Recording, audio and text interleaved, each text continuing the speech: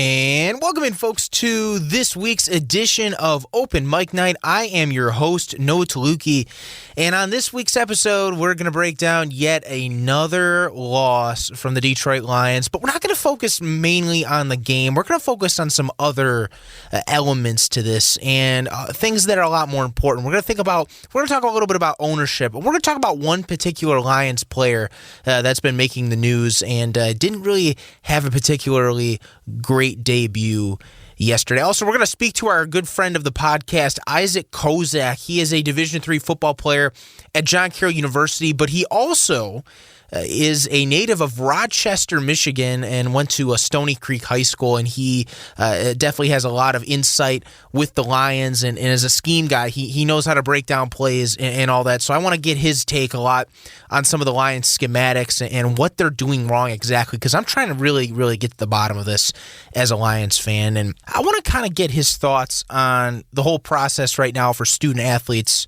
I know he can speak to really for the smaller schools, because it's a lot different for student athletes that are working out right now than at the bigger schools. We're going to get his take on that. It's been very, very disappointing, as obviously. An 0-2 start, 11 straight losses. Matt Patricia now has the NFL record for the most double-digit blown leads in NFL history. Unbelievable.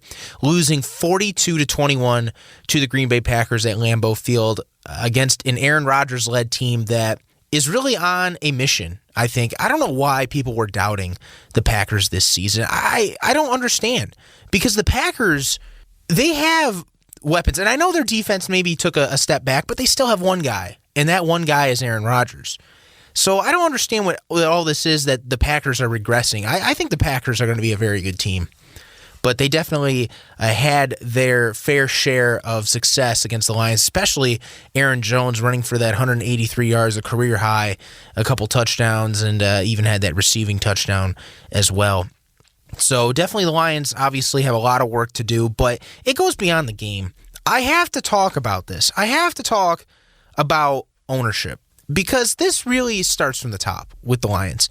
And you think about it, Sheila Hamp Ford was named the owner of the Lions, replacing her mother, Martha Firestone Ford, back on June 23rd of this year. So only the third time in the Lions' history since 1963 that an ownership change has occurred. Obviously, it's the same family. I mean, what do you expect? You don't expect much change. And I never really was on that bandwagon anyways. We had our talk on our first ever episode more about that, if you want to go listen back to episode 1 with our good friend Matt Derry, who also hosts the Locked On Lions podcast. But it's interesting because how many times have we seen this? How many times have we seen incompetent coaches and incompetent general managers come through this city with this football team? You think all the way back to like 1967 even. You think of Russ Thomas. Russ Thomas, I'm thinking NFL history here. Russ Thomas was a friend of the Fords, right? A friend of the Fords. He was the general manager for the Lions from 1967 till his retirement in 1989. And you know how many times his team made the playoffs? Only, I believe, like 3. I mean, and you have this position for over 20 years. And it's just like the Fords, they're it's like they're friends. It's like if you're with them, they're giving you a job here, or if you're not with them, see ya, we're not hiring you. I mean, there's no reason that a guy with a losing record as a general manager should be there for 22 seasons. I mean, I know we're going back in NFL history, but I'm just trying to prove that this has been happening forever. Forever. And it's just sad. And you think of guys like Barry Sanders, Calvin Johnson, who basically quit. They quit on their team. They quit on the Lions. They don't want to be a part of this anymore. I wonder, and I mentioned this a couple weeks ago with Dan Orlovsky's comments. I told people to put it in the back of their heads. Are we going to see this with Matthew Stafford now? Is he going to walk away? Because Stafford, in the game, he did not look like himself at all. I mean, he was missing some throws. I know he had 2 touchdowns. He looked nice on occasion. But, I mean, that pick 6, I mean, that's not Stafford. Stafford has taken a big step back, and I don't think that has anything to do with talent. I mean, on the field he's regressing, but I don't think this is the real Stafford. It just seems like, to me, he's just not interested. He's not interested in being out there and with these coaches, and just he's sick of the losing. So we're going to see. Keep your eye out. If he leaves at the end of the season, I mean, round and round we go, right? We're back. We are back to the million years with this franchise. It's a cycle. I've been a fan for 12 years now officially. I remember back when I was, a kid, getting that Stafford jersey when he first got drafted. That was when I first really started paying attention to the Lions. And I saw that 0-16. I saw that last game, and I thought, man, this probably can't get much worse. And then I thought, you know what? Fresh start. I'm just kind of getting into football, liking it, And I thought, well, fresh start for this team. Let's go cheer for Matthew Stafford, our rookie quarterback. And I just really fell in love with the guy ever since. And I've always been a huge fan of Matthew Stafford for what he's done with the community and how he's played and kind of restoring the roar in Detroit. Remember the 2011 playoff appearance and all that. But I don't know. I just feel like it might be time. Stafford might be giving up. I know he loves the city. I know he loves the community and all that. But, I mean, I think he might be at that point of his career where he might just want to – he's just playing for that Super Bowl. I think there's a lot of guys out there that really, when they get to that stage of their career, I mean, Stafford in year 12, he wants to go chase that ring. So we'll see what happens there. But I just wanted to get that out there. Thought it was an interesting point, and I think, I mean, he doesn't look like he's having fun. He's out of sorts, and we've seen a better Stafford than this. I think a lot of it has to do with the coaching, actually. Also, there's a lot of fans out there that are saying, tank for Trevor Lawrence, it's time, we need to restart. And that's why I kind of mentioned the Matthew Stafford thing, because if Stafford leaves at the end of the season, they're going to have to draft a rookie quarterback, because there's no way that the Lions, and really if you look at NFL history, there's barely been any free agent quarterbacks that have really panned out for their team. I mean, you look at the current situation, yeah, I mean, Kirk Cousins here and there for the Vikings, or, I mean, do you think of Joe Flacco with the Broncos? I mean, no. You think of like Tyrod Taylor maybe with the Chargers? I mean, they got Justin Herbert playing out there. So you think of even just the current NFL, I mean, Cam Newton, we'll have to see about that.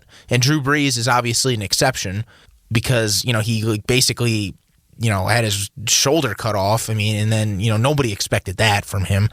But regardless, you have to start with a quarterback. And I don't want to get too far ahead because I don't believe in tanking. I never have. I want the Lions to win. But I don't know. With Arizona coming up, and with a dual-threat quarterback in Kyler Murray, and then the week after with a high-powered Saints offense, I know Drew Brees is older and Michael Thomas is missing, but still, I mean, if this team starts 0-4, everybody's gone. I think what they should do is they should fire Matt Patricia and Bob Quinn. They've had enough. Their leash has been long enough. It's time. Then I think Darrell Bevell should probably take over as the interim head coach. And then once Quinn Trisha is out, and if the team shows any sort of improvement or they're more into it, with Bevell as the interim coach, then I think we obviously can see that it's not a talent issue, because we know this team has talent. We know that Stafford is better than what he is right now. We know that TJ Hawkinson can get in the mix when they use him properly. We know the four horsemen, as I call them, Adrian Peterson, DeAndre Swift, and Kerryon Johnson, we know they can play better than what they're doing, especially offensively. The defense obviously will need a lot of work, and that must be addressed this offseason, because this defense has not gotten any better. And that's shame on Matt Patricia and company and Bob Quinn. So it really upsets me. I don't want people thinking to tank, because I still think if we can show some signs of improvement, but I don't want the coaches coming back. I don't want Matt Patricia and Bob Quinn back. But it's weird because if you know the organization, they do moves like this. They bring people back. Matt Millen got, I think, 8 or 9 years. So, I don't want them thinking of Matt Patricia and Bob Quinn with the whole excuse of the abbreviated offseason and all that. Everybody had an abbreviated offseason in the NFL. That should not be a reason to have these guys back. Round and round we go. Back to the Millen years. Back to Rod Marinelli. Worse record than Rod Marinelli. Unbelievable. Seriously. It's crazy. I also wanted to talk a little bit about Jeff Okudah, who really, really struggled in that game on Sunday. And it's interesting because, I'm listening to Mike Valeni this afternoon here on a Monday, and he's talking about how he has some sources that say that Patricia wanted Derek Brown in the draft and that the player personnel people wanted Tua or Isaiah Simmons, who's on the Cardinals right now. Nobody except Bob Quinn wanted Jeff Okudah. I think that's interesting. Now, back in the draft, I did read some stories that Derek Brown was sort of a favorite of Matt Patricia to take in the draft, but the player personnel stuff, I didn't really know much about that and how they wanted Tua and Isaiah Simmons. I think it's interesting because it kind of shows sort of an ego. You know, I think we saw the ego last week with Matt Patricia. We saw how he said when he was asked by Michael Rothstein about coaching, and he said, well, you know, Mike, I have one of the best fourth quarter calls in the history of the Super Bowl. You know, you see the ego there. Bob Quinn, if this report is correct by Mike Valeni, I mean, that's an ego thing right there too. You know, I'm the smartest guy in the room. I'm going to pick this guy because this is who we're going to win with. And you got to get part of being a great general manager. You got to get input from everybody else. You can't just be so egocentric that you're just making all the decisions just because you want to act like you're the guy in charge and you're the reason that this team is going for all that success, even though we've had zero success with this regime.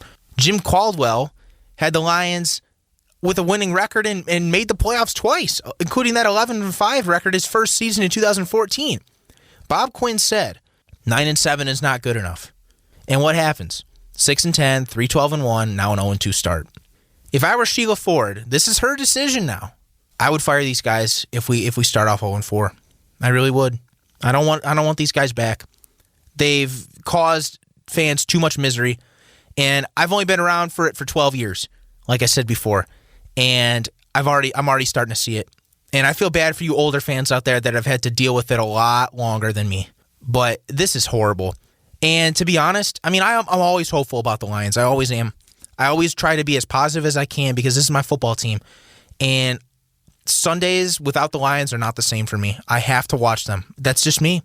I can't give up. I can't go out to the cider mill. I can't go out on a date. I have to watch them. There's just something about it. Win, lose, or draw. Just something. But I'm really starting to see it with ownership. And I don't know. Will this whole thing change, even with Sheila as the new owner? And I'm going to be honest. I mean, I don't know. I really don't.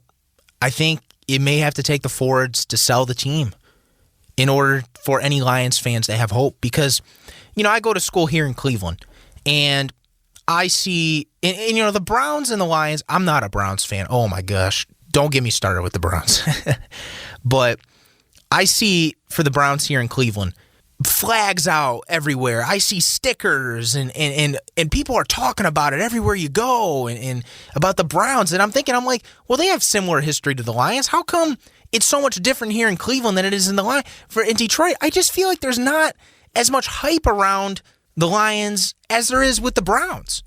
And I know you might say, well, the Browns, there's more to cheer for. They got all these stars and all that. But I don't know. I just feel like there's a lot of fans that are just so disinterested because the Ford family has caused this with them, has not made any improvements. It's just like a toy for them. You know, they have Ford Motor Company, and it's just kind of like a side hobby for them. You don't see them visible. They're not out there like Jerry Jones is on the sidelines or other owners that are visible. The camera never shows the owners in the box. Jerry Jones, you see him all the time. Other owners like Arthur Blank, you know, he's on the sidelines. Robert Kraft, you see him all the time on the sidelines or in the booth. They're always showing him. You don't see that with the Fords. They're not visible. And I think that's concerning because it just seems like they don't care. They just want their friends involved. It's just a hobby. But that's not how fans see it. Fans don't think, they're not in that position to think that this is some hobby. There's fans out there that live, breathe, and die by this team. And they deserve a lot better. They deserve a lot better than this. So, Patricia and Quinn, they need to be gone after this season. Especially if we start 0-4. Fire them right then. Fire them right then. And joining us here now on Open Mic Night is a friend of the podcast. He's been listening for a couple weeks now. It's my good friend, Isaac Kozak, a student-athlete football player at John Carroll University. But he is a Michigander. Grew up in Rochester, went to Stony Creek High School, played his old high school ball over there. So Isaac, and he's also a diehard Lions fan as well. Isaac, thanks so much for being my guest today. No problem. Thanks for having me, Noah. So really, I wanted to ask you, because obviously you're a smaller school student athlete in college, and these are some challenging times for a lot of people. You know that you're a diehard Michigan fan. You see your Division I players, having access to a ton of facilities and all that. But for smaller school guys like here at John Carroll, there's not a whole lot as much access to that. So talk about what you guys have been doing really to stay in shape. So, I mean, as far as the other conferences, the other teams in our conference, they've been able to be doing stuff. But since John Carroll transitioned to online classes, we've been trying to do stuff on our own. So basically, during the summer, I was able to go to our trainer's facility, which it's a hike from University Heights where John Carroll is. But now we just started today, actually, being able to work out in our weight room, obviously with a mask on, with safety precautions, cleaning everything. And we've been throwing, like, I'm a wide receiver, so we've been throwing with our quarterbacks and stuff. So basically just trying to stay in some sort of shape.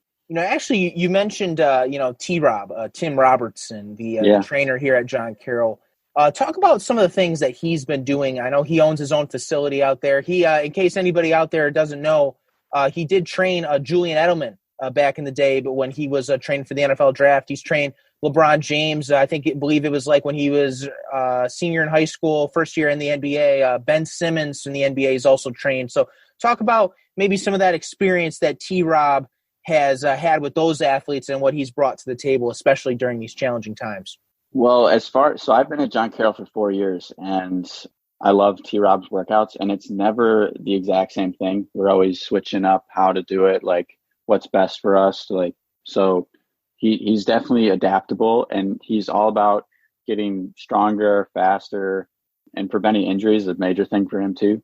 And he doesn't expect us to, we're expected to give 110% every time. And I love that about him. So your specialty is our Detroit Lions, and we've watched some of those games together this season, and you were like the Bears game. Remember, I was telling you, I said, you know what, why does this game seem eerily similar to that Arizona game from the year before? Just talk about that. What happened exactly in that game? Why did they just choke like that?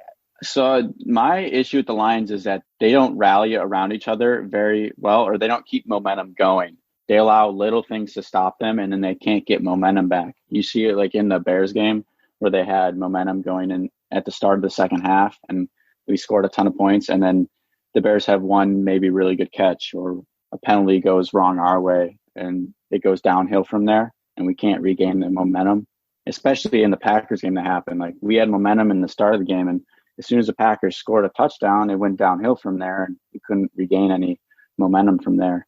Oh, it's just really, really upsetting to see that, especially from our Lions. But I want to talk about the scheme here, because you see a lot of reports from different sources that Matt Patricia his scheme is just not working here in Detroit, and you see it maybe a little bit better offensively, but really where it's really struggling is the defense. Playing cover one, with like three receivers, going man to man all the time, most man to man usage in the entire league, I believe. Where zone coverage is becoming more and more popular, the Lions seem to be lagging behind. What's going on with the scheme? So I think part of it, especially this season, is the amount of injuries we've had on that side of the ball. So we're playing a lot of young guys, and they're not accustomed to the level of speed in the league right now. But the other thing is, I think, especially when we have young guys on the outer edges like Okudah, like, you can't leave him one-on-one right now with a guy, any number one wide receiver that the team has, really, because those guys, he's just going to play with Okudah like we saw versus the Packers. And I think the defensive line is sure enough. They haven't gotten enough penetration, but I think our linebackers need a lot of work too, because, honestly, technique, like tackling, has been a major issue for me. It's been pretty sloppy. Now, transitioning more to the offensive side of the ball, I know you love Danny Amendola. You love that slot receiver role that he plays. He's your favorite Lion. And talk about, with the Lions, using the slot receivers, and why are they not using TJ Hawkinson more? I feel like they should be using him a lot, especially he's a big target and he's had success before in a couple games. See, I think I think they've been using TJ Hawkinson enough. You don't want to overuse your tight end because then they'll start keying on your tight end and they'll just square him up at the line. You want to be able to free up your tight end. But I think the fact that we're able to use those slot guys really well, especially with TJ Hawkinson in the, like if you want to play slot or if he's playing tight end, we have a lot of good ball catchers. And I honestly love the way even Marvin Jones, they're all really good pass blockers. They're all pretty good grinders. But it's just, I think we're not as creative in the play calling is what I've seen. It just seems like, we run it a couple times. We run the same sort of pass plays. That's what you saw against the Packers is when it got picked the second time he decided to throw that out, which Matthew Stafford should have seen a million miles away. But I mean, as far as Danny Amendola, I mean, he's just a grinder, and I love his work ethic and what he does on the field. You mentioned Matthew Stafford, and everybody said, MVP this season, and he's just going to have such a bounce back year after that broken back. But really, these first two games, I mean, he's had his moments, but he sort of looked out of sorts, like not himself. He looks kind of disengaged, like he doesn't want to be there. Just talk about him right now. What's going on with Stafford? It seems like he's getting frustrated easily. Maybe that's just because he has so much pressure to succeed on himself. And I noticed he got a little rubbed up in the first half of the Packers game where he got hit a weird way. But I think part of it's just when the offense is rolling, he's hot. But I think when he's not hot, he needs, just like the rest of the team, they need to just get a grasp of what's going on and regain momentum with what he's doing. Yeah, I mean, he's a quarterback in year 12. I mean, I believe Colin Cowherd said something about those are throws. Some of these throws Stafford is making is not even throws that rookies should be making. So why does it seem like he just has regressed all of a sudden? I think maybe part of that is because when I watch some of those routes, it may be just because they're running like a two-man concept. Like there's only two guys running a route, or a couple times against the Packers, they run a one-man route where they ran a fake to the running back, a little play action, and then they ran one guy, which is pretty easily covered by an NFL defense, in my opinion. So I think you have a lot of talent you have on the outside, even without Kenny Golladay, and you got to be able to use that and stretch the field a little bit. Well, how about the running backs too? Because I mean, I've called them the three horsemen before: Kerryon Johnson, DeAndre Swift, Adrian Peterson. I know Matt Patricia's his whole philosophy on offense, especially, has been to run that football. Lions have not really had a rushing attack since Barry Sanders left. Just speaks to how good he was as a running back as well, but never seemed to figure it out. The talent is there with the running backs, but can the offensive line even hold up? I think that's the one positive I've noticed out of the Lions over the past 2 games is the run game, and the run blocking has improved greatly.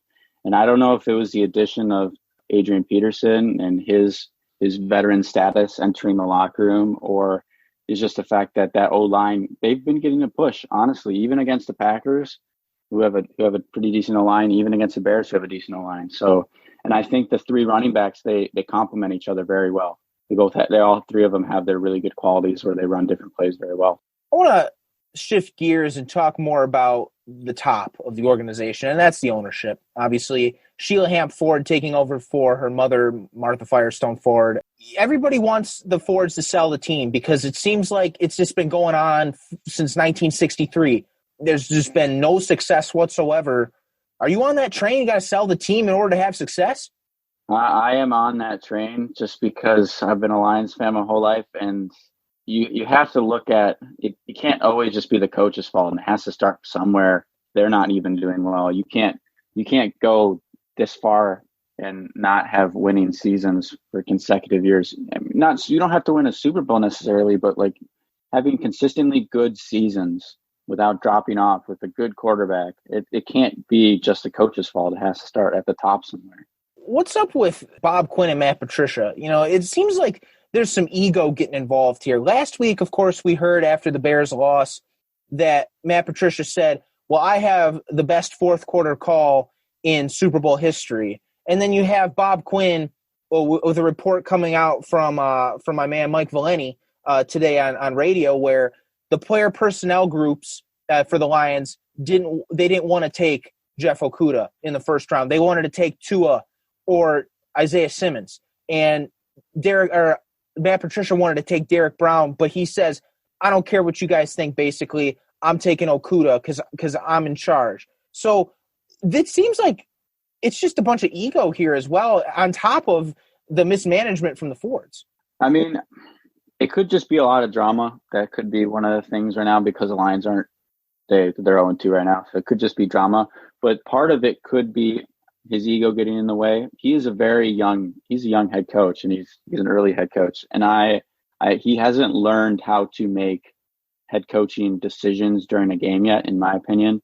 Like just calling timeouts at the right time. Like during the Packers game, end of the half, I don't think you even try to push that ball down the field. You have a lead against the Packers, against a good quarterback in Aaron Rodgers. Just take it halftime, keep that momentum going for you.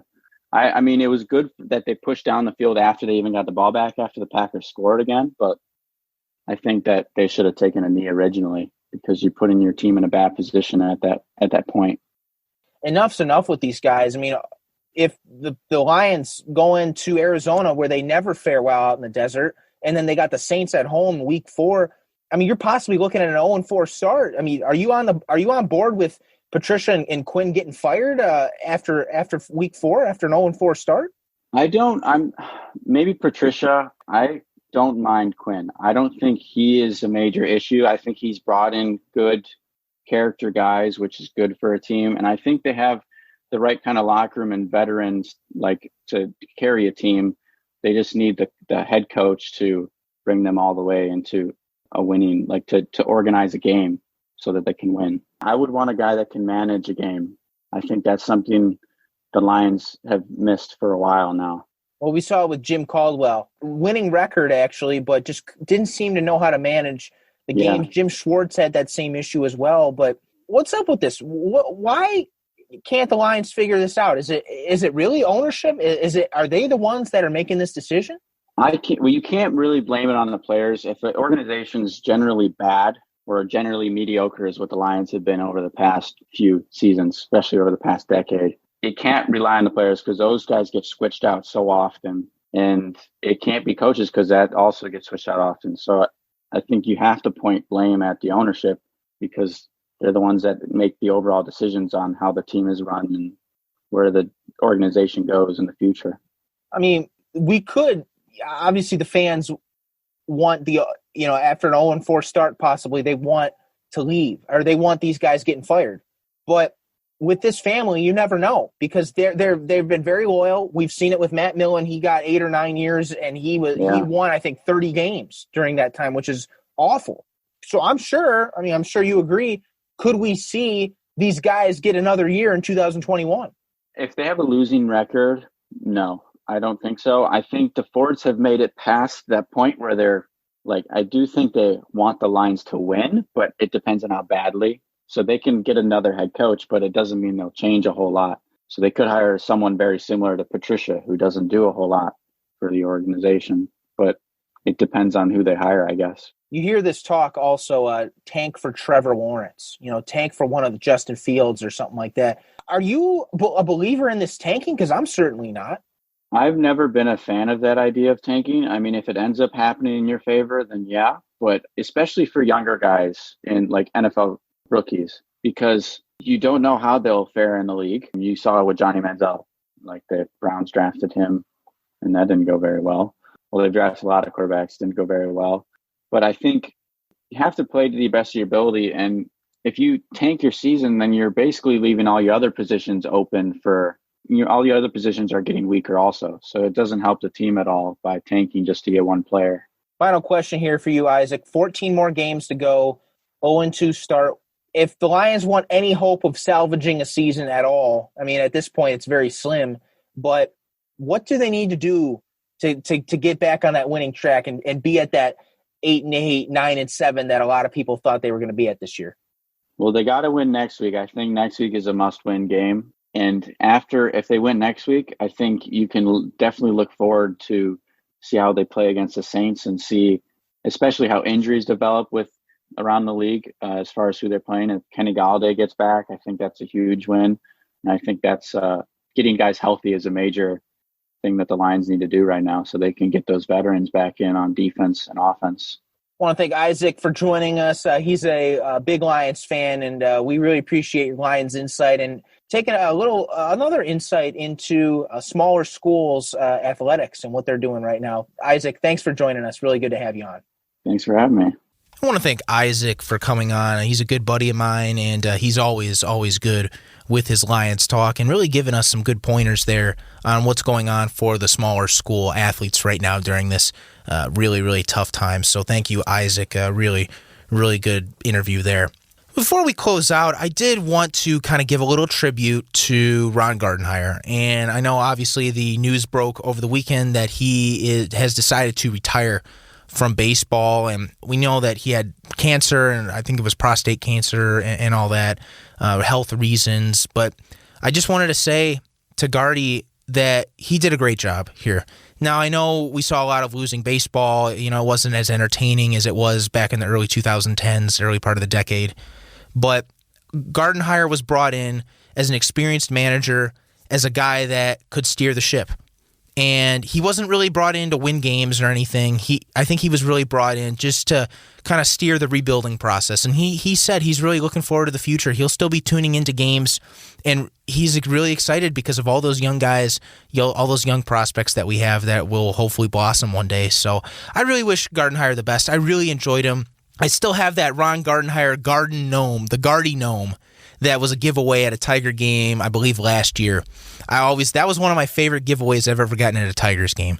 So it'll be we'll miss you, Gardy. I really enjoyed having him around, but the new manager for the Tigers, it's go time. I mean, it's got to be a manager that is in it to win it. No more steering the ship this time. It's a guy that is in here and he's going to make the right decisions to win. There's no more rebuild. This is it. It's time. So I'm really, really excited to see the future of Tiger baseball. Obviously, no playoffs this year. That's part of the reason we haven't really talked about them a whole lot in the last few weeks here on the podcast. But I'm looking forward. Tiger baseball, it's always the city of Detroit just always feels better when Tiger baseball is good. So it'll be awesome to see, and I'm really, really excited to see what this rebuild can bring to the table with Al Avila and whoever is going to be the next manager for the Tigers. We want to thank everybody for tuning in here to Open Mic Night, and let's hope for the best against Arizona. Hopefully, Lions can show some sort of improvement. Maybe Okudah performs better because he absolutely got burned against Devontae Adams. He had a huge welcome to the NFL moment in that one, so can't wait to see it. I'll be watching. I'm not giving up. I never have, and I know a lot of fans, maybe have that feeling, but I'm not giving up anytime soon. Thanks again, folks, for tuning in to Open Mic Night.